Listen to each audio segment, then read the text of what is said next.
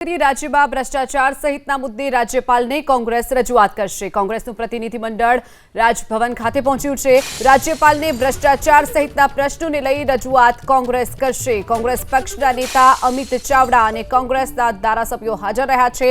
રાજ્યમાં ભ્રષ્ટાચાર સહિતના મુદ્દાને લઈ કોંગ્રેસનો વિરોધ। કોંગ્રેસનું પ્રતિનિધિમંડળ રાજભવન પહોંચ્યું છે, જ્યાં રાજ્યપાલને રજૂઆત કરવામાં આવશે। રાજ્યપાલને ભ્રષ્ટાચાર સહિતના પ્રશ્નોને લઈ રજૂઆત કરવામાં આવશે। વધુ વિગતો સાથે સંવાદદાતા હિરેન રાજગુરુ આપણી સાથે જોડાઈ ગયા છે।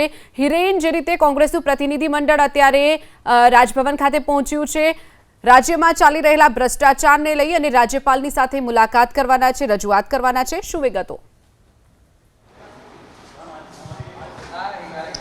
જો વિધાનસભામાં કોંગ્રેસ પક્ષના નેતા અમિત ચાવડા સહિતના ધારાસભ્યો અને પૂર્વ ધારાસભ્ય સહિતના કોંગ્રેસના આગેવાનો એ અત્યારે રાજ્યપાલને મળવા પહોંચ્યા છે। રાજ્યપાલનો સમય માગ્યો હતો અને સમય એટલા માટે માગ્યો હતો કે હાલની ગુજરાતની જે પરિસ્થિતિ છે અને જે ભ્રષ્ટાચાર સામે આવ્યો છે, એ પછી જલ સે નલ યોજનાનો ભ્રષ્ટાચાર હોય કે પછી મનરેગા યોજનાનો ભ્રષ્ટાચાર હોય, તેને લઈ અને અત્યારે રાજ્યમાંથી અનેક પ્રકારની ભ્રષ્ટાચારની ફરિયાદો સામે આવી છે। આ ઉપરાંત પોલીસ ફરિયાદ પણ દાખલ કરવામાં આવી છે, જેની અંદર મંત્રી બચુ ખાબડના પુત્રો સામે પણ ફરિયાદ દાખલ થઈ છે। કેટલાક ભારતીય જનતા પાર્ટીના આગેવાન પણ છે।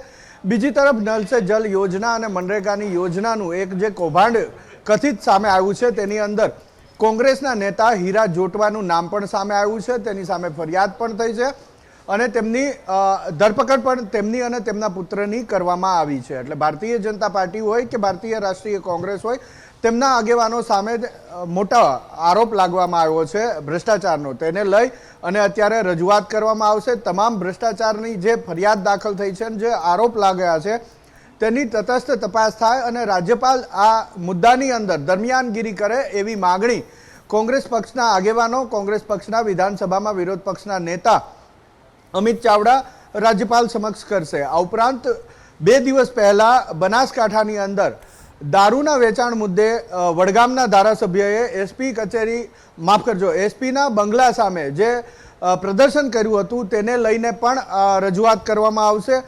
ન માત્ર બનાસકાંઠા પરંતુ ગુજરાતની અંદર દારૂબંધી હોવા છતાં પણ જે રીતે દારૂનું વેચાણ થઈ રહ્યું છે, તેને લઈને પણ મુદ્દો રાજ્યપાલ સમક્ષ રજૂ કરવામાં આવશે અને રાજ્યપાલ તેની અંદર દરમિયાનગીરી કરી કડક કાર્યવાહી કરવામાં આવે તેવી માગણી પણ કરવામાં આવશે। હાલ ચોમાસાની ઋતુ ચાલી રહી છે, રાજ્યની અંદર રોડ રસ્તાની હાલત ખૂબ જ ખરાબ છે।